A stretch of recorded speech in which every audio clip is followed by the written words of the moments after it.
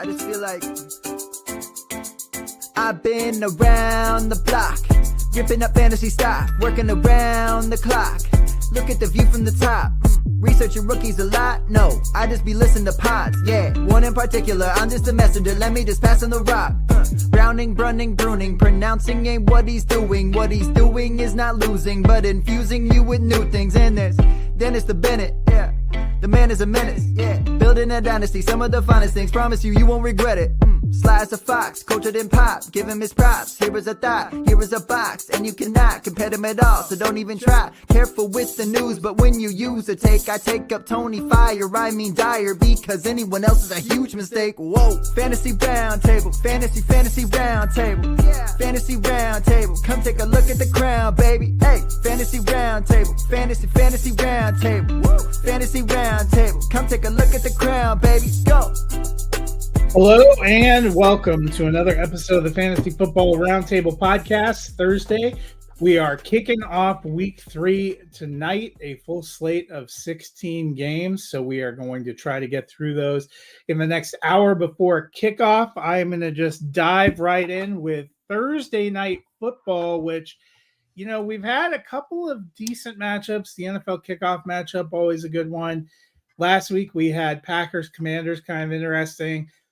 Maybe preseason Dolphins at Bills would seem interesting, but based on how the season has started, not feeling that great. For the Dolphins, you know, you're starting Devon Achane and Tyreek Hill. You have to because of their upside. Achane's actually looked good, even though the Dolphins have been terrible. I'm still probably starting Waddle too, although I know he was supposed to be a game time decision. I've not seen them update that, even though we are well under the 90 minutes before kickoff. But outside of those three, is there any Dolphin you would consider? You know, Darren Waller out again, 3 games, three games out. I'm kind of staying away from Tua, who has been all over the place. But are there any Dolphins that pique your interest? So I rostered Devon Achane in a couple places, and he's in my lineup. I think I got Waddle in a couple spots. He's in my lineup. I'm starting Tua in one league because I lost Joe Burrow. Checked Miami's official site just posted their inactives, and Waddle is not on there, so he is playing. Yeah. So So I have to I bid on Jacob Browning to replace Burrow in that league. Didn't get him, but I already rostered Tua. It's a 1 QB league, so you know it kind of is what it is there. Am I looking out, running, trying to get Tua? You know, he was QB 17 last week, so that's definitely worth a start in Superflex. But I don't think you know, he had a good game last year, one good game against the Bills and one not good game. The Bills have given up the fewest pass yards on the season, but they went against Lamar Jackson and Justin Fields, who are both running quarterbacks for the most part. And Lamar's a much better passer than Fields. But is there something that's going to happen with them? You know, I think they have a narrow funnel. It's Achane, Waddle, and Tyreek Hill. And by extension, some production from Tua. I think Ed Oliver's banged up. I think he's playing though. No, he's out. Been rolled out. Yep. Okay. So that definitely is better for Tua than him being in there. But yeah, I really don't. I'm not looking at – I don't even know who their tight end is. Julian Hill? Is it, you know, Durham Smith? I'm not looking to play Ollie Gordon or Jalen Wright. Though I will admit I do have Ollie Gordon in a lineup in one rebuild because I just don't have anybody else. The value for Achane has not come from running the ball. It's been the last 2 weeks his passing because they can't. Correct. They can't run for shit. Nope. the flip side for the Bills, you're definitely playing Josh Allen. You're definitely playing James Cook. Week 1, we got excited about some of the receivers. They're throwing the ball everywhere. Week 2, not super excited. I'm probably, of the passing game through week 2, I'm most confident in Dalton Kincaid because he seemed to get targets and at least been involved. But how risky does it feel playing Bills receivers right now? Well, Keon Coleman leads the team in targets, receptions, and yards, and it feels like we're witnessing a breakout. Is he going to be consistent enough throughout the season? That's a real question. So putting him in your last flex spot, especially if it's a deep league and maybe you have 3 flexes or it's 3 wide receivers and 2 flexes where you can play up to 5 wide receivers, I think Coleman is pretty good to go there. Honestly, I've been a little disappointed in the secondary running backs for Buffalo. I thought that Ray Davis would get a little more run and maybe be flex worthy, but that hasn't come to fruition yet. The Jets give up the 12th most fantasy points to wide receivers, so I think it might be a great opportunity to slide Keon Coleman in. Khalil Shakir does what Khalil Shakir does. Dalton Kincaid is RB or tight end 10 on the season. He had one pretty good week and one not so good week. So he's averaging 11.3, but that was 14.8 and 7.7. So, but I think Kincaid is worthy. He's the guy they. I mean, the difference was just the touchdown. He's gotten 4 receptions for around 40 yards in each game. One of them he got a TD, and one of them he didn't. That's kind of the Keon Coleman was 8 for like 126 and 2 touchdowns in week 1 and 3 for 20 in week 2. That's what makes me nervous. Like, if you looked at their numbers overall, it's not terrible because Josh Allen threw for 400 yards in week 1 and everybody was lighting it up all over the field. But last week they still ran the ball a lot, but he only threw for like 146 or something. Yeah, now Miami has a terrible secondary, so I feel a little bit better, but yeah, I think it definitely gives me pause. Either way, I'm definitely taking the Bills at home. So am I. Moving to Sunday games, the Green Bay Packers 2-0 at the Cleveland Browns 0-2. Jaden Reed is out and gone. Christian Watson still out and gone. Now Tucker Kraft got injured in practice this week and is questionable. Could this be the Matthew Golden coming out party? I mean, it's got to happen sometime, doesn't it? It unfortunately, he's pretty far down the pecking order so far. Dobbs and Wicks have been leading the way through the first 2 games. Jaden Reed only had one more target or one more reception than Matthew Golden. So if it wasn't for Reed doing a little bit of running stuff, he probably. But Reed essentially didn't play in week 2 because he went out at the beginning of the first quarter on a play that got wiped out by penalty. Right. So but he's still ahead of Matthew Golden. So no, I like Dontavian Wicks. I know he's got a bad rap about having the dropsies, but he had a 9.17 relative athletic score, 6'1.5", 206 pounds coming into the league. Aside from the hands, the knock was he ran a 4.62 40.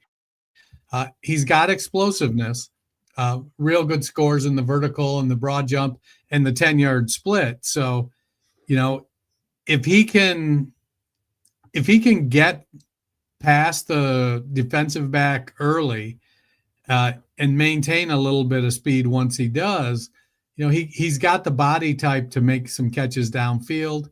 He's off to a pretty good start and seems to be one of the guys that's earning targets for the Packers.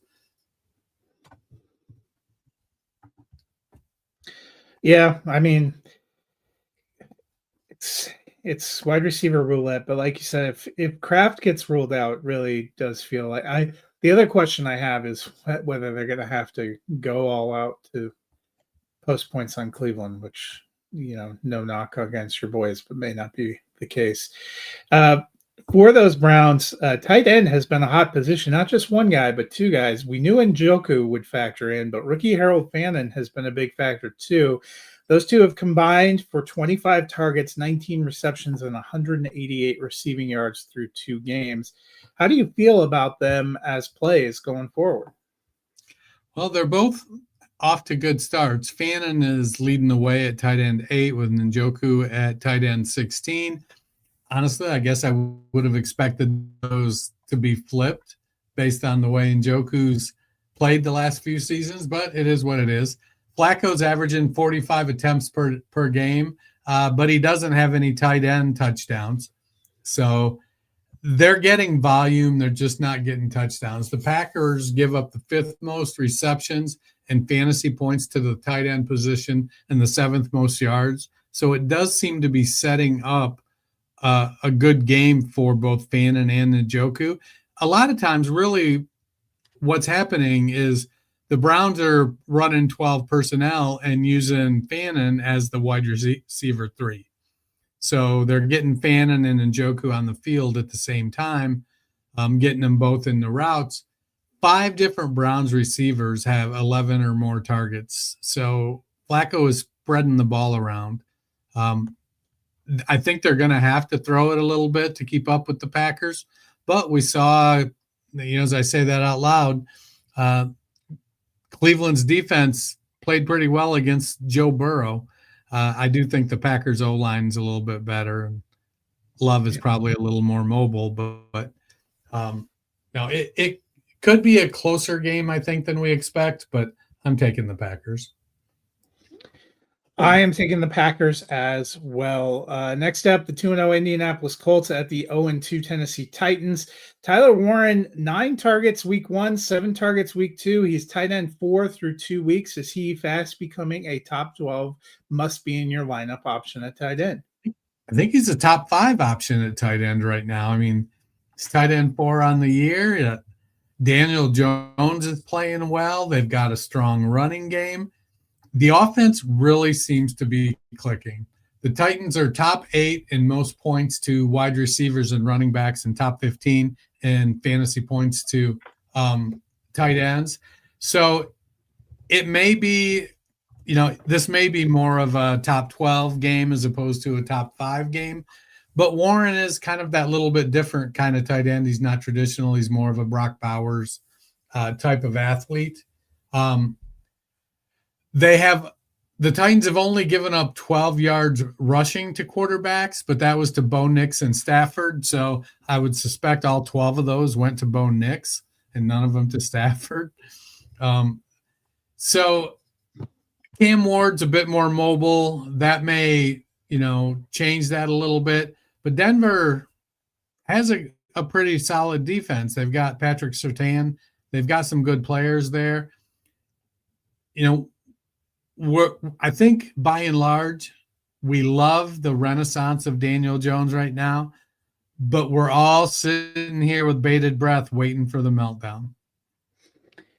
I don't think it's going to happen against the Titans, though. Meanwhile, rookie Alec Eomanor, 13 targets through 2 weeks. Looked real good in week 2. The Colts definitely gave up some passing performances in each of the first 2 weeks. How are you feeling about him as maybe a flex option? Well, he's wide receiver 50 and Ridley's wide receiver 58. The real holdback for the passing game is Cam Ward right now. He makes a couple plays here and there. Might be the line. Yeah. Well, which has a direct effect on Cam Ward. Yeah. They don't have a great running game, and if they can increase the passing quality and the passing volume, it's going to bode very well for both Eomanor and Ridley, because I think they make a really nice pair. They're running as a 1A, 1B duo right now. They both have decent size, decent speed, good hands. So I like the prospects of what they bring to the table. We just need to see Cam Ward get better each week. And hopefully that offensive line can pull it together and give him some time. I am taking the Colts in this one. In my preseason, picked the Titans, but I'm switching to the Colts. I think this is the only one I changed this week. Next up, we have the backup bowl in Minnesota as the 2-0 Cincinnati Bengals at the 1-1 Minnesota Vikings. Dennis, we know Jake Browning's in there, and he looked pretty good getting the passing offense going in week 2. Jake Browning, sorry. But how about Chase Brown? 37 carries through 2 weeks. You would feel good about that, except only 90 yards, averaging 2.4 yards per carry. Not much in the passing game, so to speak. How are you feeling about him as a fantasy option? So I think we're going to get a little more of the same. Browning is a little bit of a gunslinger. The one thing that didn't change is the offensive line. They're still bad. So they're going to end up they're going to struggle, I think, to protect Browning. He's going to make some mistakes, but Chase Brown is dominating the opportunities at the running back position. He's had 95.5% of the touches at the running back position. He's out-touched the other running backs 45-2 through 2 games. Well, I do expect that that's going to come down some. He is the dominant running back in that offense and will continue to be so.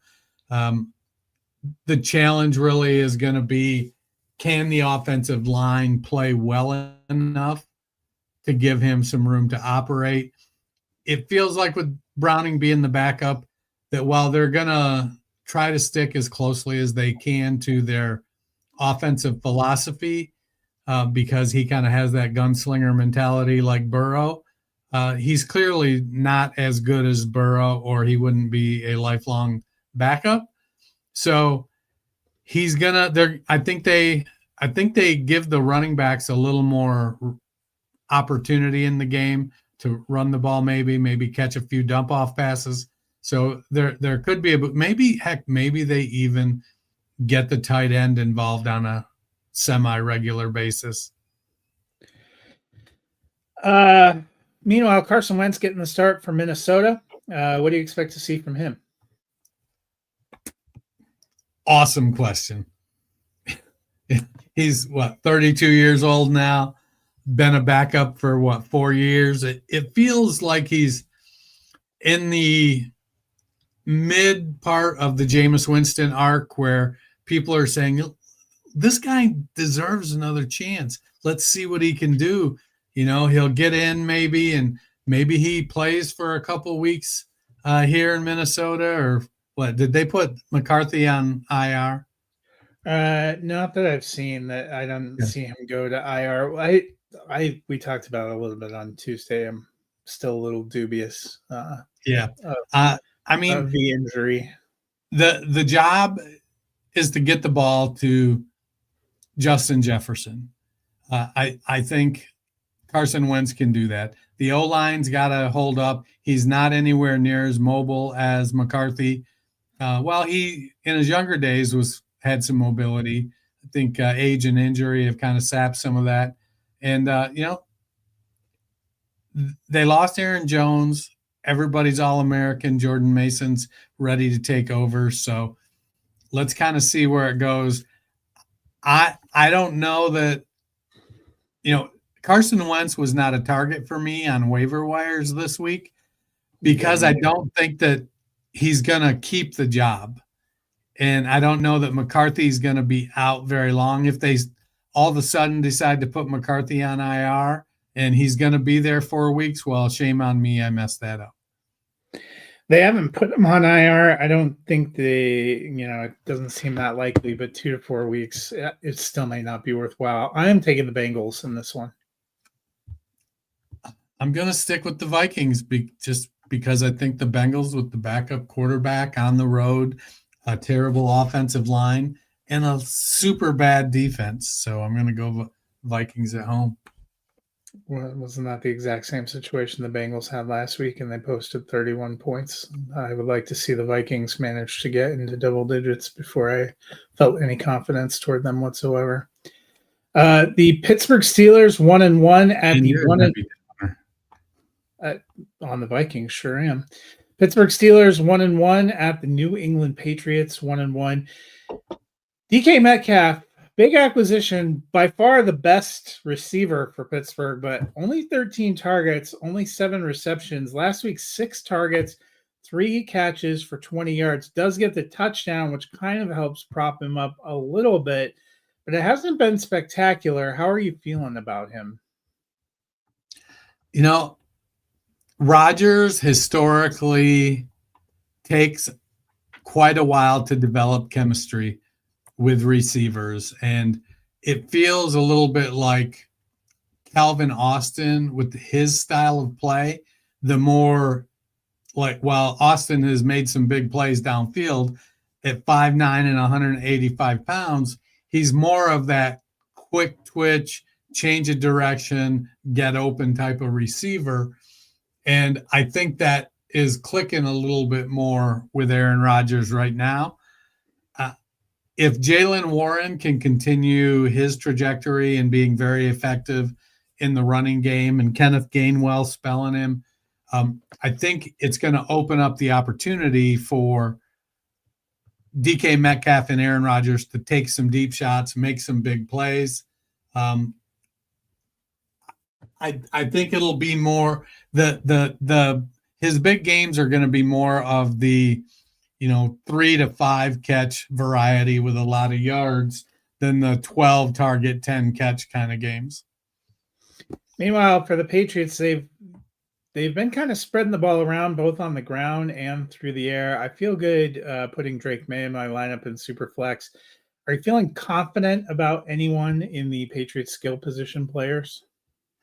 It's probably Hunter Henry is the one I feel most confident about being consistent, but he's a tight end too. They've got a running back 2, a running back 3, a wide receiver 3, and a tight end 2. And they're sort of rotating up who gets the volume each week. First week it was Henderson. Second week it was Stevenson. It was Booty, but he had only 1 catch last week, albeit for a touchdown, and Diggs got a little more volume. So much like a lot of fantasy players, you don't have a lot of confidence, but you're going to start it. You're not going to be rostering all 4 of these guys. So if you have one, they're probably worthy outside of the tight end, probably worthy of one of your flex spots. If you have to slip Ramondre or Henderson into your RB2 spot, you're not feeling great about it. It could work out fantastic. You could get 25 points out of it, but you could get 7 or 6 or 5 or 4. I am taking the Patriots at home. As am I.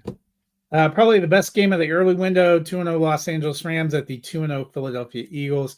Kyren Williams getting plenty of volume on the ground, 35 carries through 2 weeks, but only 132 yards on 1 touchdown, averaging a little under 4 yards a carry. You noted not a big part of the passing game. So how do you feel about him for fantasy? Overall, I feel pretty good. He's running back 21, and if you look at the typical trajectory of a non-elite running back, i.e. hashtag 2 to 3 year window, we're at the end of that cycle. He's RB 21 on the season. His ceiling this year is probably RB 15, 14.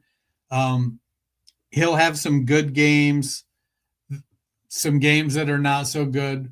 The Rams, though, one of the challenges is, they've got Matthew Stafford with Puka Nacua and Devontae Adams, and they're only running the ball 43% of the time. They're throwing the ball almost 60% of the time.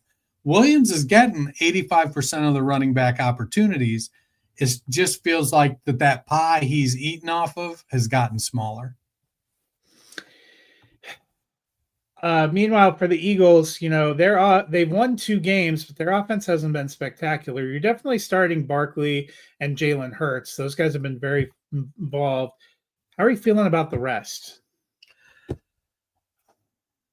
Not super good, man. I think this game they're gonna have to throw the ball more. Because the Rams, I feel like, can put up points. The issue the Rams may have is that Matthew Stafford is pretty immobile, so they can get to him and put a hurting on him.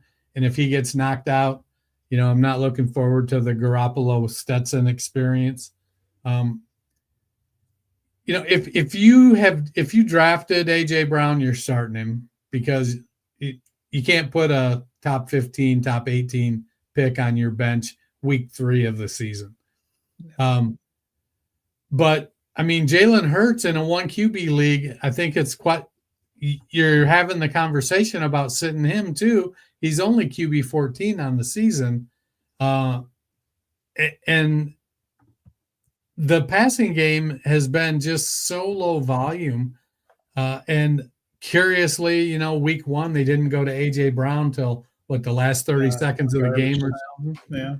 So Goddard may not play again. He did return to practice, but it was limited practice, has a knee issue. So I would like Brown more if Goddard's out.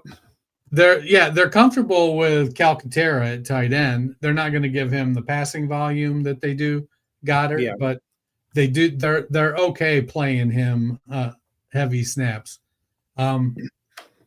Shipley is back at practice, so I don't know that he plays this week. Who knows what Bigsby brings to the table after, Shipley's not back at practice. He did not. He practiced at Roto World. But they have to get to where they're throwing the ball 28, 30 times a game. And historically, I think I talked about it on Tuesday. Pass attempt wise, Hurts was like 32nd, 23rd, 21st, and then 32nd last year. That's just kind of what you take. If you're going for the passing game in Philly, you're typically wanting to get Jalen Hurts because of the rushing he adds to it, because the passing volume is low. It's great that they have a narrow funnel, but when the pie is a tart instead of an actual big-ass pie, there's not a lot of volume to go around.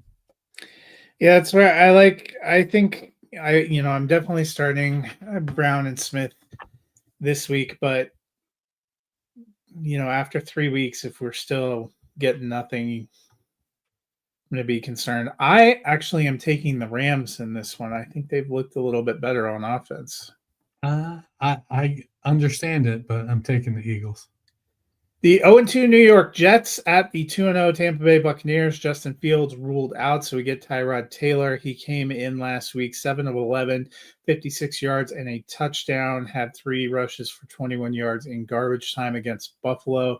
Facing a pretty stout Buccaneers defense that has really limited people, made the Texans offense look bad on Monday night. I want no part of Taylor and pretty not feeling great about any of the Jets this week. Do you feel any different? So if you have Garrett Wilson, you're going to play him. It's early, and he's the only guy there, really.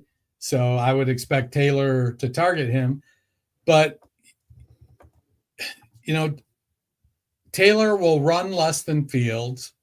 He'll be a little bit better of a passer. But historically, Tyrod Taylor has been a very conservative passer. He doesn't try to hit the deep ball. He doesn't throw it into tight windows. He checks it down. It may be a good game for Breece Hall from that perspective. But it's just he isn't aggressive, and it'll damage their capability. Like, Fields will try to make a play. He may not be good at it sometimes, but he's going to try. But Tyrod Taylor, that was like when he was in Cleveland and he took over the starting job. That was You need 12 yards. I'm going to throw it 7. You need 6 yards. I'm going to throw it 3. I think this could be an ugly game. Very much so. Meanwhile, Jets have a pretty good secondary. You still feeling good about Evans and Ibuka this week? Yeah, they complement each other very good. Ibuka's that slot type, quick. He's got good size at 6 foot 200. But Evans with the down the field, the crossing patterns, 6'5", 230. Evans is only wide receiver 40, though it feels like he's had a better start to his season. And the big reason is Ibuka has grabbed the 3 touchdowns. If just one of those touchdown passes had went to Evans instead of Ibuka, Evans would be wide receiver 22 on the season. But, it is what it is, and Ibuka is making stuff happen. I'm happy to start Ibuka in my, wide receiver 2-3 slot. And I'm good starting Evans in my wide receiver 3-4 slot with the understanding at any given week, Evans could put up 10 catches for 220 yards and 3 touchdowns. It's just how he rolls. I'm taking the Buccaneers pretty comfortably here. Yep, so am I. The 1-1 Las Vegas Raiders at the 1-1 Washington Commanders. Ashton Jeanty, we were really excited. A lot of people, including us, had him top 5 going into the season at running back. 30 carries, good volume through 2 weeks, but only 81 yards, averaging 2.7 yards per carry. Did get a touchdown in week 1 that helped, but hasn't been a factor in the passing game. 5 receptions, only 3 yards. Is it time to moderate expectations for him a little bit, at least for the time being? Well, so I talked about the Raiders' offensive line being pretty awful. Ashton Jeanty is averaging 21.5 inches before he gets hit. So 0.6 yards per carry before a defender gets a hand on him. It's hard, and even with his exceptionally good contact balance, it's hard to just make things happen when you're getting hit in the backfield as soon as you get the ball. I think over the course of the season, he'll improve and they'll improve. Geno's got to stop throwing interceptions, and if Geno can start to make some plays, maybe getting Brock Bowers as close to 100% healthy as you'll get at this point in the season will make a difference. But right now, Bowers is still, wearing a big old brace on his knee. They need somebody outside of Jacoby Myers, whether it's Trey Tucker or Dante Thornton or even Jack Besh, to step up and start to make something. Maybe even Michael Mayer. Somebody else has got to start to make something happen in the passing game to open up some things for the running game. And until that happens, it's going to be a slog for Jeanty. He could, I think he may end up having one of those seasons where he rushes for 1,000 yards, but it's like 3.4 yards per carry kind of slog because, were you going to give the ball to Sincere McCormick or, Zamir White? White got some early carries that gave me pause. Our friend Packerbacker supporting his team. It does make me wonder if the Packers win the Super Bowl, does Jerry Jones win Executive of the Year? Yeah, he should. Another team that has backfield issues is the Commanders. Austin Eckler is not coming back. So they have Bill Krosky-Merritt leading a committee. I don't know if your ears were ringing this week, but it sounds like Chris Rodriguez moving up the depth chart. They said they really like what they've seen from him. We figure he's going to be involved along with Jeremy McNichols. Are any of them a starting consideration for you, or do you want to see how it plays out for a couple games first? I would love to see how it plays out. There's going to be leagues where you're starting Krosky-Merritt. That's the word I'm looking for. There's going to be leagues where you're starting Bill, and there's going to be leagues where you may, in your last flex spot, decide to throw in Jeremy McNichols. When Eckler got hurt last year, McNichols took over the passing down role, the passing back role. Unfortunately, he was terribly inefficient. So that's not something to look forward to. But, what you going to do? You got Chris Rodriguez, who didn't catch many balls in college and isn't really known for his receiving capacity. And Bill, who didn't catch a lot of passes in college and was a 7th-round draft pick, I think. And while it's not as bad as, say, being a 7th-round wide receiver to be a 7th-round running back, they're going to use all three. I think they probably start McNichols, oddly enough, because he's the veteran. And then early on, they swap out and put Krosky Merritt in for the early down work, McNichols in for the 3rd down work, and Rodriguez in for the change of pace, just to see, is anybody going to make a play? And whoever makes a play is going to get the next series. And if they keep making a play, they'll ride the hot hand. Probably Rodriguez is the least of my desirable candidates there. And let's to be perfectly clear, the most desirable candidate there isn't really desirable. I'm with you. I don't really feel great about playing any of them. Krosky Merritt was a non-factor in week 2. I got to see a little bit more of it before I feel good. But I am taking the Commanders to get the win. So am I. Fire up Terry McLaurin, Deebo Samuel, Zach Ertz. Let's do that work in the passing game. Oh, that's right. Mariota's going to start, and he can't throw the ball. Shit. No, Jaden Daniels I know. hasn't been ruled out, so let's wait and see. But they would like to have a running game, I'm sure. The 1-1 Atlanta Falcons at the 0-2 Carolina Panthers. Normally, you'd get excited. The Panthers have given up a lot of points and yardage, but it's really all been on the ground. Trevor Lawrence only 178 yards passing, a touchdown and interception in week 1. Kyler Murray only 220 yards passing, a touchdown and interception in week 2. Michael Penix, not a huge week 2 himself, only 135 yards against the Minnesota Vikings, but that's because they have a great running game, and the Panthers can't stop the run. Could it be another quiet game for Michael Penix? It could be. They ran the ball 40 times last week with Bijan Robinson and Tyler Algier. They've got a great 1-2 punch in the backfield, and Robinson is equally adept at. Travis Etienne can get 150 yards rushing against them. What can be right? Yeah.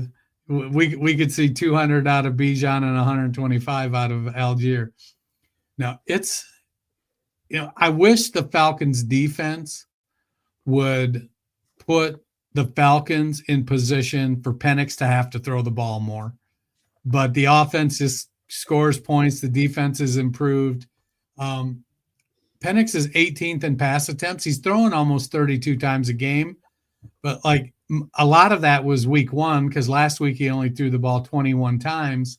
So it's going to be up and down. They've got great weapons with London and Mooney and Pitts. So, and Bijan in the pass game. It just has to be seen. Are they going to get the opportunity to, flex their muscles in the pass game or not? For the Panthers, let's talk about Chuba Hubbard. Joins that list of running backs off to a little bit of a slow start, at least rushing-wise. 26 carries, only 95 yards, 3.7 yards per carry as a runner through 2 weeks. He has benefited from pass receptions. He has 8 receptions for 71 yards and 2 touchdowns. How are you feeling about Chuba? So he's getting the volume. He's got 37 touches to Pollard's 13 to Dowdle. Trevor. Pollard's not on their team. Dowdle? Not Pollard, Dowdle. Same thing. Dowdle, 13 touches. And Trevor Etienne has 2. So Hubbard's getting 71% of the opportunity share. I like that. We need Bryce Young to get more consistent. If Jalen Coker comes back and provides the boost that Xavier Legette isn't providing. Jatavian Sanders had a nice week volume-wise last week, and Teteroa McMillan. So they've got some weapons there to be able to run a very balanced offense. I think they're very comfortable with Chuba Hubbard carrying the load at the running back position. They probably overinsured themselves with Rico Dowdle. If I'm being honest, they probably could have got by with a lesser back. But, you don't take, in my opinion, you don't take somebody coming off 1,000-yard season and have them come be your backup to only give them, 27% of the opportunities. But here we are. So, yeah, fire up Hubbard, RB7. I am taking the Falcons in this one. I'm going to go with the Panthers. There you go.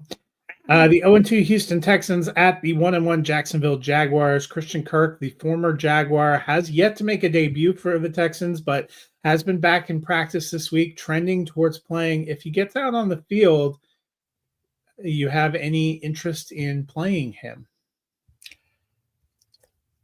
By interest, do you mean am I going to be forced to play him because of the shitty roster construction that I have? Yeah, there's a couple of those out there. Kirk is a good receiver. He's a wide receiver 3 to 5, I think, in any given week.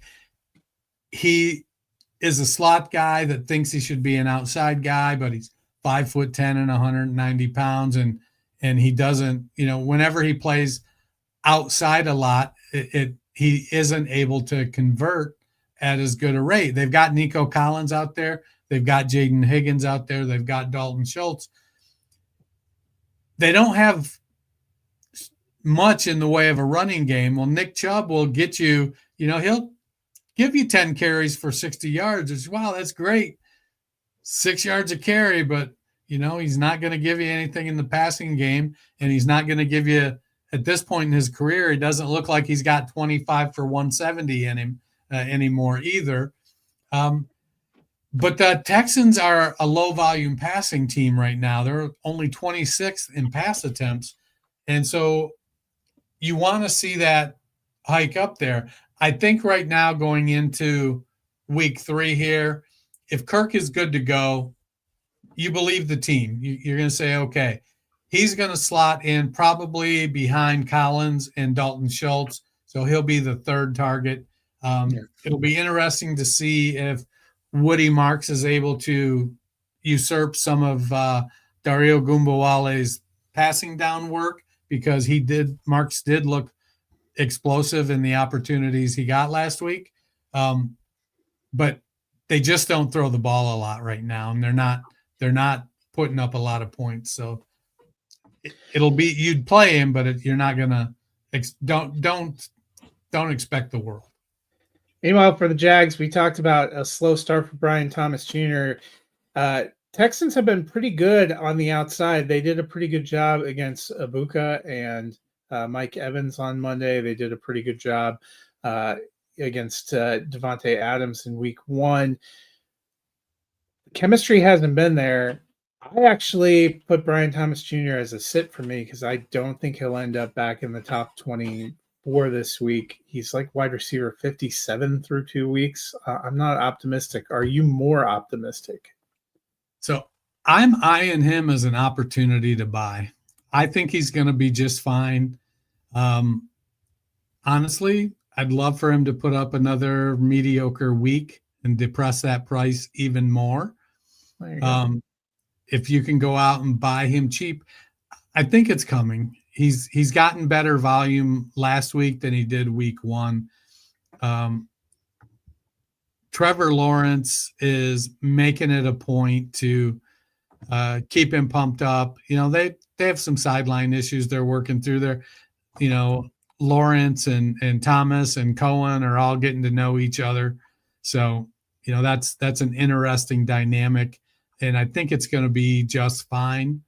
And so I'm comfortable with Brian Thomas in my top 30 wide receivers now, and I think he finishes in the top 20 by the end of the fantasy season. I am taking the Texans this week. Go Jags. Finally, into the late window games. There are 4 of them this week. Denver Broncos 1-1 at the 2-0 Los Angeles Chargers. Dennis, a lot was made about bringing in Evan Ingram. He's been nicked up on the injury report each of the last 2 weeks. Only 4 receptions for 33 yards so far. Feels like a bust to me. I am actually would not be starting him at tight end. Do you feel different? In traditional redraft leagues, I think he's cuttable. You know, if you've got 16-man roster, maybe even 18-man roster, he's not getting the volume. Throw him back into the pool, and if he goes off, you know, this week or next week and puts up a 15-point week, whatever, great, good for you. I think that offense revolves around Troy Franklin, Cortland Sutton, and J.K. Dobbins right now. It's really shaping up to be one of the most underwhelming big free agent spending off seasons of all time. Drake Greenlaw is on the Darren Waller return to the field plan. Evan Ingram and Hufanga haven't looked good. But for the Chargers, they actually have a trio of wide receivers who've looked pretty good. Don't look now, but Quentin Johnson, wide receiver 7 through 2 weeks. Keenan Allen has looked frisky, catching a couple of touchdowns, is actually wide receiver 12. And then you have our darling from last year, Ladd McConkey. He hasn't gotten into the end zone, but has gotten plenty of volume. How are you approaching this trio of wide receivers?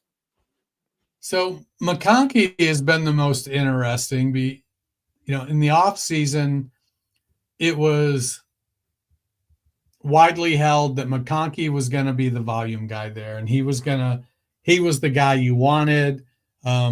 He was going to be able to produce the points.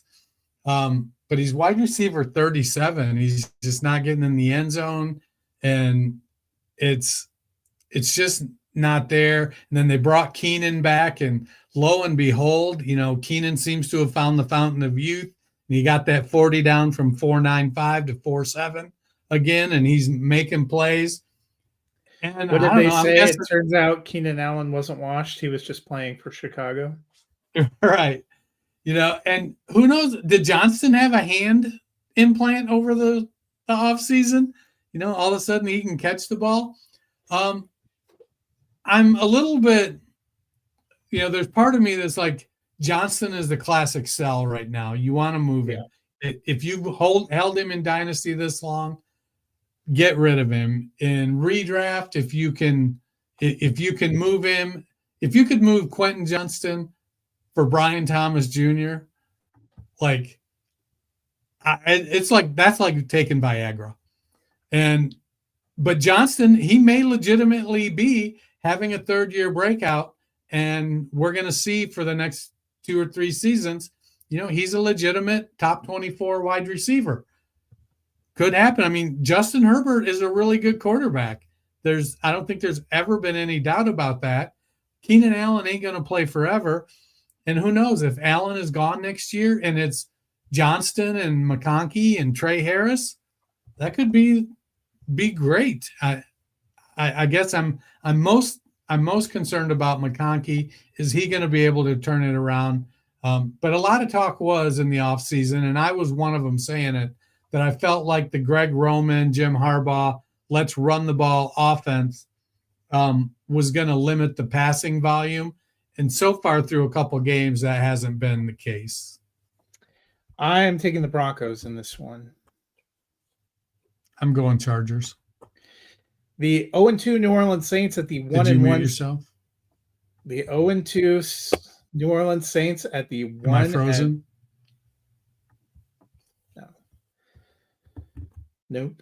The New Orleans Saints at the 1-1 Seattle Seahawks. Spencer Rattler a little bit better the last couple weeks. Actually threw for 3 touchdowns last week. It's sort of a depressed week for quarterbacks, but still, do you feel any draw toward playing Spencer Rattler? Yeah, I think there's a little bit of, opportunity to say, well, let's see, what my other options are, and especially now when we've got Fields injured and Burrow injured and McCarthy injured, and we're starting to see some of the injuries pile up, some quarterbacks underperforming.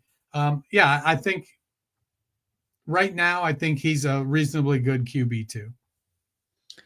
Meanwhile, for Seattle, Jackson Smith and Jigba has been very steady, 23 targets, 17 receptions in 2 games.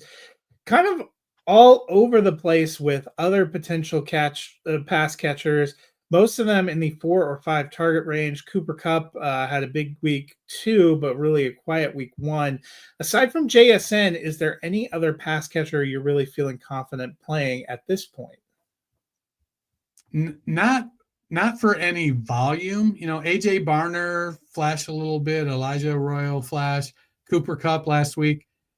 They don't really have, Torrey Horton is their wide receiver 3, and he's a big question mark at this point. The offense is built around Njigba in the running game. Week 1, it was Zach Charbonnet running the ball well. Last week, it was Ken Walker running the ball well.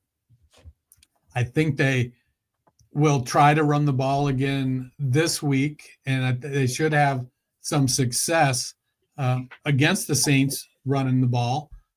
But really, I don't think you're starting Kupp with any confidence. You're putting him in, your last flex spot and saying, let's just see, make a play for me. Get me a touchdown, catch 3 or 4 passes. I am taking the Seahawks in this one. So am I, despite all of that Debbie Downer stuff I was just saying. The 1-1 Dallas Cowboys at the 0-2 Chicago Bears. Through 2 weeks, George Pickens, 13 targets, not bad. Went from 4 targets in week 1 to 9 targets last week. Only 8 receptions for 98 yards, did get in the end zone. Are you feeling like he's getting closer to kind of a breakout? Well, I don't know if I'd characterize it as a breakout. I mean, he's had a good couple seasons. We know who George Pickens is as a receiver. He can make some amazing plays. He's big. He's got good speed. He's got good hands. He's just kind of a weird dude, and sometimes, things get in his head and he goes sideways a bit. So he's wide receiver 32 right now, which is probably lower than I would expect. I think some of that is a function of Javonte Williams' success in the running game. We talked a lot in the offseason about the potential of the Cowboys leading the league in pass attempts because they weren't going to have any running game, and Javonte Williams keeps walking past me doing one of these numbers. So, I think that, if they have to throw the ball a lot, Pickens is going to be one of the beneficiaries. Anytime if they can get a lead and hold it for any stretch, I think Javonte Williams will eat the clock in the running game. And CeeDee Lamb is CeeDee Lamb, and he's going to get his volume. So, for the Chicago Bears, there was a lot of excitement for rookie Colston Loveland coming in, but only 3 targets, 2 receptions for 12 yards so far. 6 targets for Cole Kmet. They're splitting time, only 3 for 60 for him. I'm staying away from both of them, and really from any receiver not named Rome Odunze or DJ Moore. But are you still rolling out Loveland or Kmet? No, I don't know that I had the same expectations rookie year wise for Kmet that I did for Tyler Warren, or for Colston that I did for Tyler Warren. I would dare say, based on the drafting of Colston, Cole Kmet's meeting my expectations for him. But yeah, that offense runs through DJ Moore, Rome Odunze, and DeAndre Swift. And then Caleb rushes the ball a bit too. I think if the offensive line can continue to gel, those 3 new interior linemen can start to play better, and the tackles who were expected to be good can start to play better, that'll give Caleb Williams some time to not have to run for his life. And while he looks really good doing it and he's fast, when he does it, he tends to make bonehead plays. Some plays are phenomenal and look great, and others are, what was he thinking when he did that? If the offensive line settles down, I think, I don't know that the tight ends are going to be guys you want to play this year, though. I am taking the Cowboys in this one. I'm going to rock the Bears. Go, Caleb. The 2-0 Arizona Cardinals at the 2-0 San Francisco 49ers. For the Cardinals backfield, Trey Benson and James Conner have been really splitting things up. Conner has more carries, but Benson more rushing yardage. They each have the same number of receptions. Benson actually some more targets. How are you approaching this backfield for fantasy? I kind of view both of them as flex-worthy players. Connor's still getting a little more volume and a little more goal line work, but Benson's the one that's providing the explosiveness. So while Connor has doubled him up in touches, Benson has the edge in yardage. So stick with, if you roster one of them.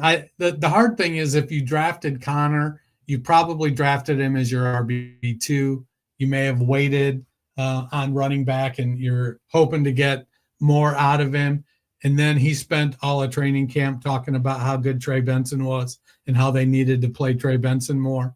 And now Connor's not putting up great numbers. So I think they continue to split it. And eventually I think it becomes closer to a 50-50 split. For the 49ers, they haven't ruled out Brock Purdy. He has done some limited practice, but it was still considered a long shot for him to play. Meanwhile, Mac Jones, 26 of 39 last week, 279 yards and 3 touchdowns on the road in New Orleans. If he gets the call again, you feeling pretty good about him? Yeah. The Cardinals are middle of the pack in fantasy points allowed for quarterbacks. So, in Superflex, I think he'll be startable. There's a connection there with Juwan Jennings and Ricky Pearsall's. I still believe in his talent. They've got Christian McCaffrey. I mean, let's be real here. There's always points to be had there. The Cardinals give up, let's see, the most pass attempts, six most pass yards, even though they're only middle of the pack in fantasy points allowed. So there's money to be made for Mac Jones against this Cardinal defense. I am taking the 49ers. So am I. Sunday Night Football, a battle of the 0-2 Kansas City Chiefs at the 0-2 New York Giants. For the Chiefs, aside from Patrick Mahomes, who's not only by far their leading rusher, but also their quarterback, is there any Chief you want to start this week? Kelsey's tight end 9 on the season, so I think he's still startable. He's now in that group of 15 guys that could be tight end 6 or tight end 20. Hollywood Brown cooled off after a 16 target week 1 or 15 target week 1, but he is wide receiver 20 on the season. I think there'll be he's still going to be the guy getting the most volume if he's healthy. He is banged up a little bit. Tyquan Thornton, I'm not ready to invest much in him. He's a wide receiver 5 with upside. And you're looking for the ultimate boom bust flex guy. Correct. And then Juju he could come out of nowhere and catch 6 passes for 35 yards and a touchdown and give you a good put game. Him in your starting lineup, he won't, because last week I was desperate and I thought, well, he'll probably get 3 or 4 receptions for 40 yards. Won't be that bad. No, he was a turd in the punch bowl of life. I'm taking the Chiefs. So for the Giants, Russell Wilson last week, after a slow week 1, 30 of 41, 450 yards, 3 touchdowns. Now they get finally their home opener. Can he do it again? Nah. I don't think he can. I'm taking the Giants. I'm not expecting 450 from Russ. I think that Chiefs defense, George Karlaftis and Chris Jones, are gonna have Russ moving a lot more than he wants to. Yeah, he's still mobile, but he'll throw the ball to Malik Neighbors plenty. I don't know. I don't think he throws the ball for as many yards. I probably would predict Probably not 250. 450. I'm thinking probably 250, in part because I think they're going to play. It looks like they're leaning into the Cam Scatterbo experience, and I think they're going to see what they can get out of him on the ground with that bowling ball mentality of his.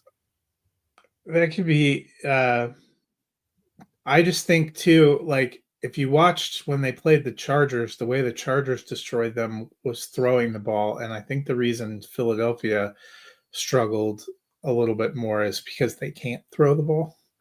Right. So I'm taking the Giants. I know you're taking the Chiefs. Probably the smart money's the Chiefs. I don't care. I'm taking the Giants. I watched almost all of that game last week. I'm drinking the Giants Kool-Aid this week.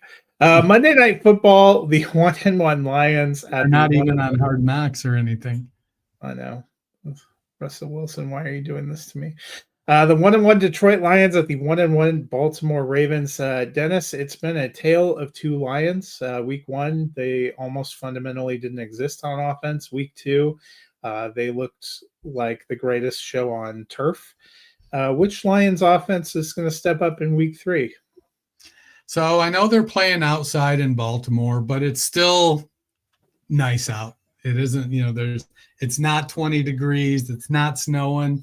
I don't think we're calling for rain. Baltimore gives up the 9th most fantasy points, the 2nd most receptions, and the 6th most receiving yards to running backs. Give me some Jahmyr Gibbs. Dude's going to go off. Baltimore is top 3rd in receptions and yards to wide receivers. Let's go Amon-Ra St. Brown and Jameson Williams in the 2nd most fantasy points to tight ends. So they can be had in all aspects of the offense.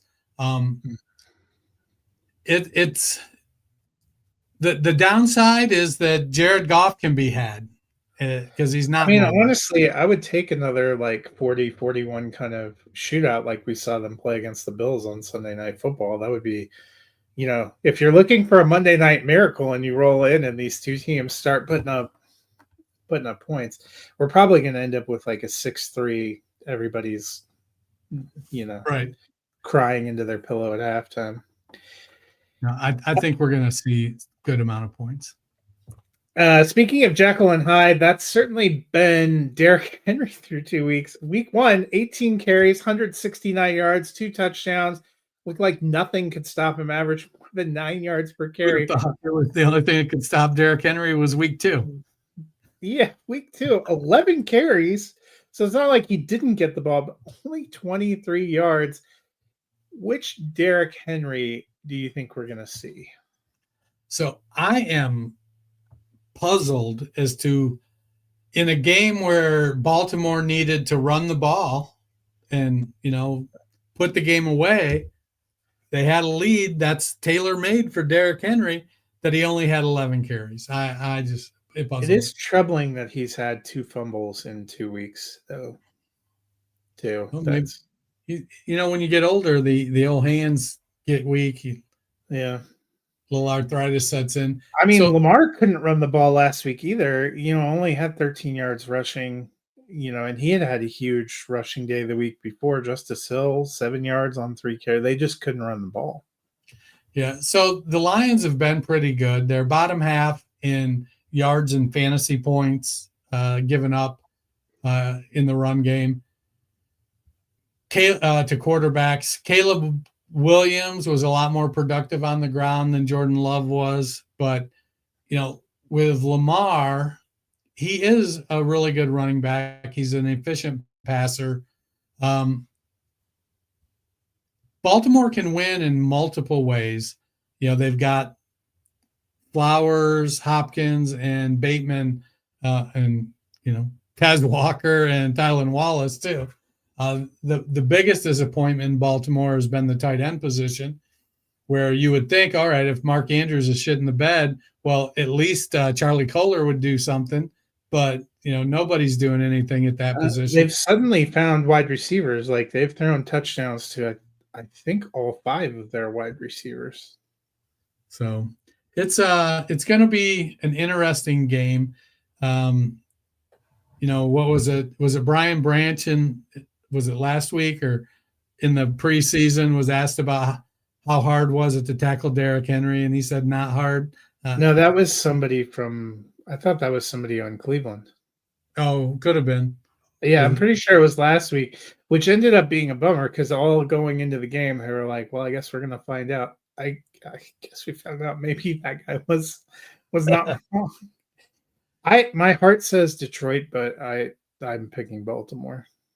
My Barry Sanders jersey behind me says Detroit. Go One Pride. I mean, I would be happy for Detroit to win.